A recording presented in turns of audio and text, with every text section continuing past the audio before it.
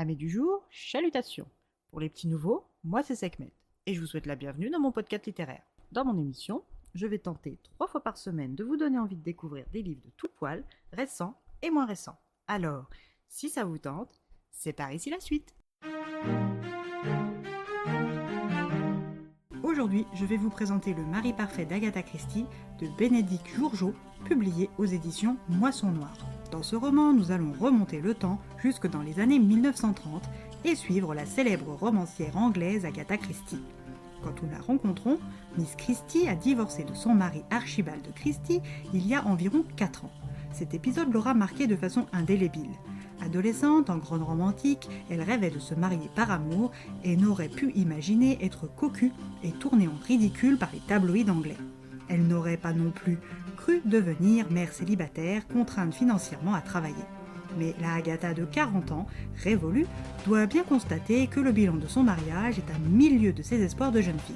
Sa maternité n'est pas une évidence et elle est ravie que sa fille Rosalinde se plaise en pension, lui lançant ainsi de la liberté que de trop nombreuses mères ont perdue avec l'enfantement.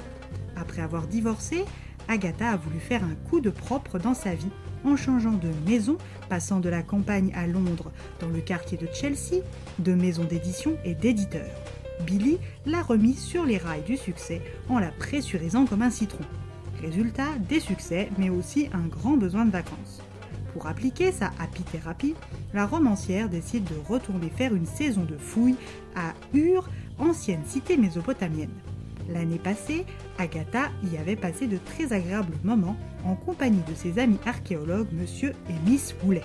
Une fois ses 12 bagages et elle-même prêts, en route pour Tel al-Mukayar, une ville vieille de 50 siècles qui recèle des trésors inestimables.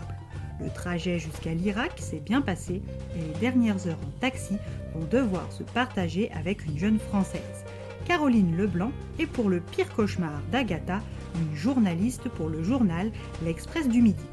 Cette Toulousaine est énergique en plus d'être ravissante, et Agatha constate vite qu'avec elle, l'entente sera aisée. Directe, impertinente, quelque peu empotée, mais aussi attentive, sérieuse et sensible, tout pour plaire à la quadra qu'elle est. Durant les 6 heures qui séparent les deux femmes du site de fouilles, elle papote et à défaut de se trouver des points communs, elle se découvre des affinités. Caroline est une fan de Sir Charles Léonard Woolley. Ce dernier a obtenu l'agrément et le financement de l'Université de Pennsylvanie et du British Museum, ce qui lui vaut toute son admiration. Elle a presque tout lu le concernant ainsi que ses recherches, et le tout dans la langue de Shakespeare grâce à son éducation dispensée par une gouvernante anglaise, le comble du chic à l'époque. Agatha maîtrise la langue de Molière, ce qui permet aux deux femmes de communiquer sans embâche. Une fois sur place, Agatha est accueillie par Catherine Woolley, en pleine dispute avec l'assistante secrétaire de son époux, Miss Anne Reilly. Catherine soupçonne la jolie Irlandaise d'entretenir une liaison avec son laine, ce qui la rend encore plus irritable. Agatha est conduite à sa chambre, qui jouxte celle des Woolley, et est abandonnée là jusqu'au dîner. Lors de sa première soirée, Agatha est installée avec 2 hommes moins loquaces l'un que l'autre, l'assistant de Léonard, Monsieur Max Mallowan, et le père Léon Legrain, l'épigraphiste du chantier. La soirée est interminable et Agatha se retire tôt et contrariée. En repartant, elle aperçoit la pétillante Caroline aux côtés d'un homme hilar du nom de Algerton Stuart Whisper, dit Albi, l'archéologue architecte, et juste à côté, elle voit le couple d'Américains qu'elle a déjà croisé la saison dernière, Alix et John Christopher Rose. Alix est une grenouille de bénitier de 60 ans environ, et John Christopher, lui, est archéologue rattaché à l'université de Pennsylvanie.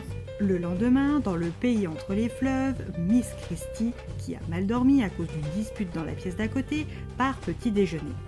L'ambiance est nettement différente de la saison dernière. Tout le monde semble à cran et irrité.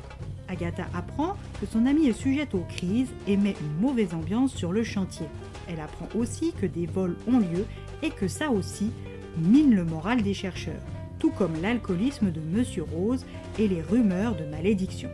Agatha retrouve Katharina et à force de lui tirer les vers du nez, finit par savoir ce qui lui pèse tant. Depuis plusieurs jours, elle retrouve sur sa table de chevet des lettres anonymes vierges qui lui sont directement adressées. Et pour une fois, la toute dernière ne l'était pas.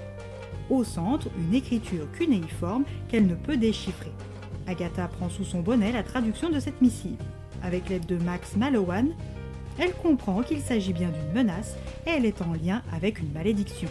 Les rouages de son cerveau d'auteur de romans policiers se mettent en action et elle commence à enquêtouiller. Que découvrira-t-elle? Son amie est-elle vraiment en danger? Ces lettres ont-elles un rapport avec les vols? Si Agatha Christie pensait passer des vacances reposantes dans le sable, c'est raté. Maintenant, c'est à vous de creuser pour découvrir les mystères mésopotamiens à ses côtés.